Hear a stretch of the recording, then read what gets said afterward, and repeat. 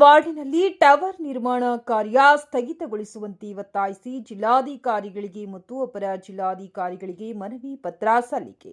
ಗಂಗಾವತಿಯ 28ನೇ ward ಪ್ರದೇಶದಲ್ಲಿ ನಾಗರಿಕರಿಗೆ ಮಾರಕವಾಗಿರುವ tower ನಿರ್ಮಾಣ ಕಾರ್ಯವನ್ನು ಕೂಡಲೇ ನಿಲ್ಲಿಸಬೇಕೆಂದು ಒತ್ತಾಯಿಸಿ ನಗರಸಭೆಯ ಮಾಜಿ ಸದಸ್ಯರಾದ ಎಫ್ ರಾಘವೇಂದ್ರ ಅವರ ನೇತೃತ್ವದಲ್ಲಿ ಕೊಪ್ಪಳದಲ್ಲಿ ಮಾನ್ಯ ಜಿಲ್ಲಾಧಿಕಾರಿಗಳಿಗೆ ಮತ್ತು ಅಪರ ಜಿಲ್ಲಾಧಿಕಾರಿಗಳಿಗೆ ನಾಮಪತ್ರ ಸಲ್ಲಿಸಿ ಒತ್ತಾಯಿಸಲಾಯಿತು.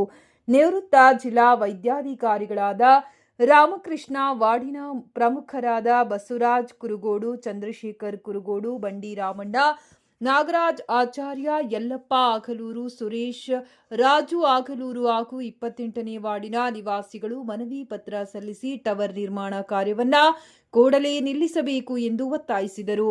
ಟವರ್ ನಿರ್ಮಾಣದಿಂದ ತುಂಬಾ ತೊಂದರೆಯಾಗುತ್ತಿದ್ದು, ಪಕ್ಕದಲ್ಲಿ ಶಾಲೆ, ಚರ್ಚ್, ಅನಾಥಾಶ್ರಮ ಹಾಗೂ ನಿವಾಸಿಗಳು ವಾಸಿಸುವ ಬಡಾವಣೆಯಲ್ಲಿ ಟವರ್ ನಿರ್ಮಾಣ ಕಾರ್ಯಕ್ಕೆ ಕೈಬಿಡಬೇಕೆಂದು ಒತ್ತಾಯಿಸಿದರು.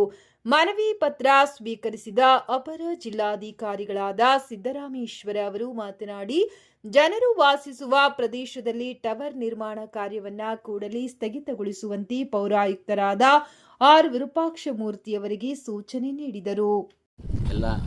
28ನೇ ವಾರ್ಡಿನ ಒಂದು ಸಾರ್ವಜನಿಕರು ಮೇಲಾಗಿ ನಮ್ಮ ಒಂದು ವಾರ್ಡಿನಲ್ಲಿ ನಮಗೇನೂ ಗೊತ್ತಿರಲಾರ್ದೇ ಒಂದು ಟವರ್, ಟೆಲಿಫೋನ್ ಟವರನ್ನು ಇವತ್ತಿನ ದಿವಸ ನಿರ್ಮಾಣ ಮಾಡ್ತಾ ಇದ್ದಾರೆ. ಅದರ ವಿರುದ್ಧವಾಗಿ, ಯಾಕಂದರೆ ಅಲ್ಲೆಲ್ಲ ನಿವಾಸಿ, ಅದು ಅಗದಿ ಜನನಿಬಿಡ ಇರತಕ್ಕಂಥ ಒಂದು ಪ್ಲೇಸ್ ಇರೋದರಿಂದ ನಮಗೆ ಅದರ ಅವಶ್ಯಕತೆ ಇಲ್ಲ. ಒಂದು, ಎರಡನೇದು, ಅದರ ಹತ್ತಿರನೇ ಚರ್ಚ್ ಇದೆ, ದೇವಸ್ಥಾನ ಇದೆ, ಸ್ಕೂಲ್ ಇದೆ ಮತ್ತು ವೃದ್ಧಾಶ್ರಮ ಇದೆ. ಹೀಗಾಗಿ ಇಂಥ ಎಲ್ಲ ಇದರಿಂದ ಏನಾಗುತ್ತಂದರೆ ಆರೋಗ್ಯ ದೃಷ್ಟಿಯಿಂದ ಸಾರ್ವಜನಿಕರಿಗೆ ಭಾಳ ತೊಂದರೆ ಆಗ್ತದೆ.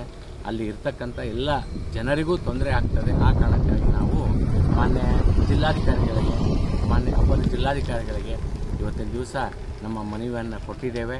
ಅದೇ ರೀತಿಯಾಗಿ ಮಾನ್ಯ ಅಪರ ಜಿಲ್ಲಾಧಿಕಾರಿಗಳು ಅದರ ಬಗ್ಗೆ ನಾವು ಸೂಕ್ತ ಕ್ರಮ ತಗೊಂಡು ಅದನ್ನು ನಾವು ನಿಂದಿಸ್ತೀವಿ ಅಂತಕ್ಕಂಥ ಒಂದು ಭರವಸೆಯನ್ನು ನೀಡಿದ್ದಾರೆ ಅನ್ನೋದನ್ನು ಈ ಮೂಲಕ ನಾನು ಹೇಳಲು ಇಷ್ಟಪಡ್ತೀನಿ. ಗಂಗಾವತಿಯ ನಮ್ಮ 22ನೇ ವಾರ್ಡ್ ವ್ಯಾಪ್ತಿಯಲ್ಲಿ ಬರ್ತಕ್ಕಂಥ ಜಂತಿಕಲ್ ಬೈಪಾಸ್ ರೋಡಲ್ಲಿ ಸಾರ್ವಜನಿಕರ ರೆಸಿಡೆನ್ಷಿಯಲ್ ಏರಿಯಾದಲ್ಲಿ ಅದು ರಾತ್ರೋರಾತ್ರಿನೇ ಟವರ್ ಹಾಕೋಕ್ಕೆ ರೆಡಿ ಮಾಡಿದ್ರು. ಅವ್ರಿಗೆ ಅದರ ವಿರುದ್ಧ ದೂರು ಕೊಡೋಕ್ಕೆ ಇನ್ನು ನಮ್ಮ ನಿವಾಸಿಗಳು ನಮ್ಮ ಹಿರಿಯ ವೈದ್ಯಾಧಿಕಾರಿಗಳ ಜೊತೆಗೆ ಬಂದಿದ್ದೀವಿ. ಅಪರ ಜಿಲ್ಲಾಧಿಕಾರಿಗಳಿಗೆ, ಜಿಲ್ಲಾಧಿಕಾರಿಗಳಿಗೆ ಮತ್ತು PD ಅವರಿಗೆ ಕೊಟ್ಟಿದ್ವಿ. ಮಾನ್ಯ ಅಪರ ಜಿಲ್ಲಾಧಿಕಾರಿಗಳು ನಮ್ಮ ಸಮಸ್ಯೆಗೆ ಸ್ಪಂದಿಸಿದ್ದಾರೆ.